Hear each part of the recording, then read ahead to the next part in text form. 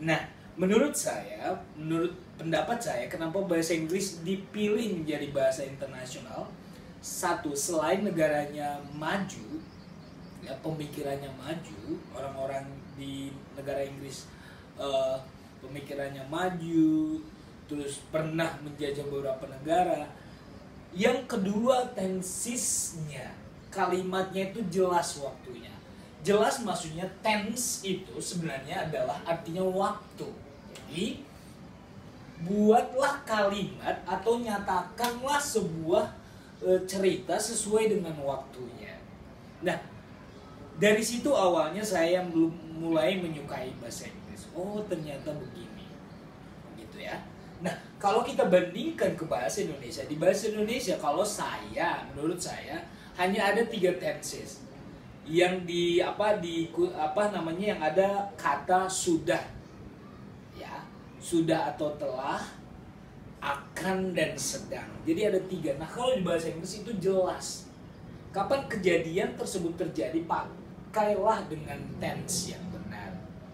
Nah, kalau kita runut, 3 tenses awal ini adalah tenses yang sebenarnya paling penting untuk kita, mau siswa, mahasiswa, pekerja, dan orang umum untuk kita kuasai. Kenapa?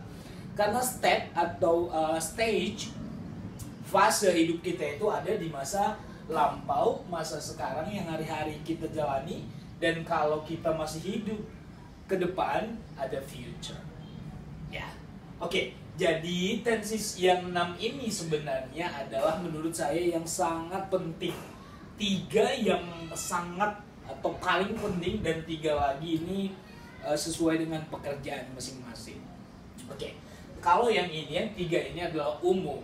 Mau untuk siapapun, tenses ini memang sebenarnya harus kita kuasai karena kita hidup di zaman now dan kita tidak bisa menghindar dari bahasa Inggris dari kehidupan kita sehari-hari.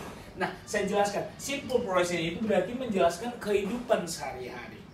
Yang nanti ada kata keterangan always, usually, seldom, atau every biasanya. Every day setiap hari. Every month setiap bulan, every year setiap tahun, every second setiap detik, every minute setiap menit, every hour setiap jam. Nah, every itulah yang menyatakan kehidupan yang kita lakukan sehari-hari. Regular, ya. Oke. Nah, kalau simple past menyatakan kejadian masa lampau, 1 detik yang lalu pun itu sudah masa lampau. Kenapa masa lampau? Karena waktu tidak pernah terulang kembali. Meskipun hari ini dan besok jamnya sama, cuman detak jantung kita, gerakan rambut kita, tarikan nafas kita tidak akan pernah sama. Ya, jadi itulah simple past. Kalau simple future berarti menyatakan namanya manusia pasti selalu berambisi, bercita-cita. Berarti ada keinginan di masa depan. Itulah simple future. Jadi saya tekankan lagi, 3 tenses dasar atau yang harus kita kuasai adalah 3 tenses yang pertama. Ya. All ages, semua umur, mau dia kids, anak kecil, teenager, remaja, adults, orang tua, apalagi untuk students. Nah, jadi kita perlu untuk mempelajari, dan memang bukan mempelajari saja tapi lebih khusus menyukai. Oke? Iya. Nah, untuk tenses yang 3 terakhir ini, present continuous. Nah, ini sekarang atau sedang terjadi. Ini khusus kalau menekankan lagi ngapain sih kamu? Sedang ngapain sih? Ini namanya present continuous. Ya, kalau dalam bahasa Indonesia, bro, kamu lagi ngapain? Lagi ngapain? Inilah present continuous. Yang nanti ada to be is MR diikuti oleh kata kerja bentuk ing. Contohnya, saya sedang berdiri di depan kamu sekarang. I am standing in front of you now. Kamu sedang melihat saya. Sekarang kan, you are looking at me. Are looking. Kalau tadi, am standing. To be sesuaikan dengan subjeknya. Kalau I berarti to be-nya am ditambah verb in. Kalau to be-nya Rina, subjeknya Rina berarti to be-nya is ditambah kata kerja bentuk in. Nah, ini biasanya kita juga sering menggunakan dalam kehidupan sehari-hari kalau menekankan fokusnya kita menjelaskan kejadian yang sedang terjadi saat ini, present. Present inilah yang dinyatakan oleh is, am, are. Nah, continuous inilah yang verb in-nya, kayak tadi. Sekarang saya lagi berdiri di depan kamu. I am standing. Sekarang saya sedang berdiri, present continuous. Nah, untuk yang kelima ini past continuous. Kalau ini present continuous, kalau yang ini past continuous. Past continuous dengan present continuous, kalau dari formulanya ya, atau bentuknya, ini hanya perbedaannya di to be-nya. Kalau di present berarti to be-nya is am are. Kalau past continuous berarti to be-nya was dan were. Nah, itu bedanya. Kalau ini was dan were ditambah verb in. Kenapa sih harus dipasangkan dengan selalu simple past? Karena tenses past continuous ini biasanya saya di opini saya untuk menjelaskan kejadian masa lampau, tapi ada dua kejadian. Satu sedang terjadi, satunya mengganggu sebentar, tapi dua-duanya sudah terjadi di masa lampau. Lihat nanti penjelasan saya mengenai present continuous dan past continuous di video saya yang sebelumnya. Nah, saya hanya menjelaskan di sini kenapa perlu tenses. Jadi saya tidak perlu membuat contoh banyak di sini. Nah, past continuous ini dengan simple past memang selalu berpasangan. Dan simple past ini memang selalu dipakai untuk membantu past continuous dan membantu past perfect. Karena tanpa simple past ini nanti kalimat past continuous dengan past perfect itu tidak sempurna. Ya. Contohnya kita bilang, saya tadi malam lagi tidur. Lagi tidur. Kenapa enggak saya tadi malam tidur? Nah, coba kalau dibuat saya semalam lagi tidur ketika kamu nelpon. Ada dua kejadian. Lagi tidur, nelpon.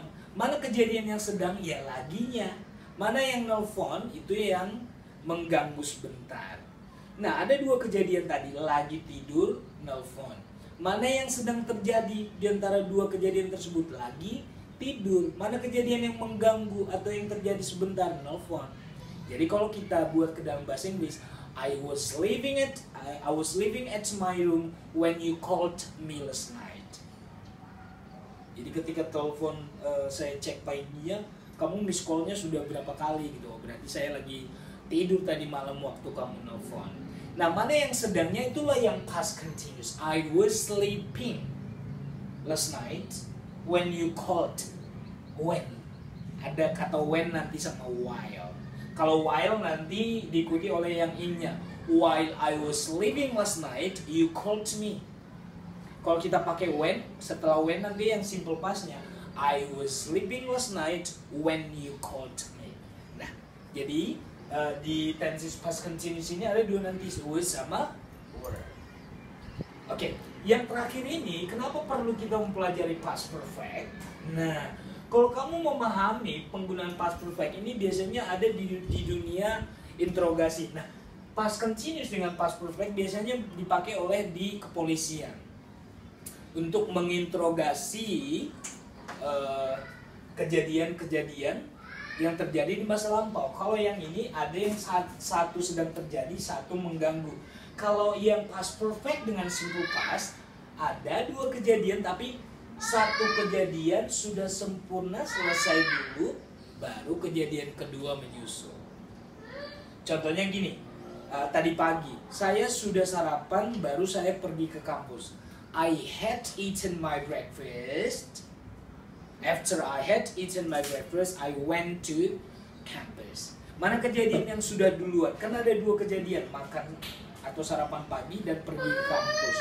Berarti sarapan dulu, baru kejadian kedua menyusul. Jadi ada yang complete, selesai dulu, baru kejadian kedua menyusul. Nah, inilah kenapa saya buatkan, kenapa perlu tenses untuk brainstorming, untuk agar kita menyukai, memahami dan mulai mempelajari tenses bahasa Inggris. Oke, mudah-mudahan dengan penjelasan saya kalian lebih excited, lebih bersemangat untuk mempelajari tenses dalam bahasa Inggris. So, I'm Gunawan Tamunsaribu. I'll see you next week. Thank you.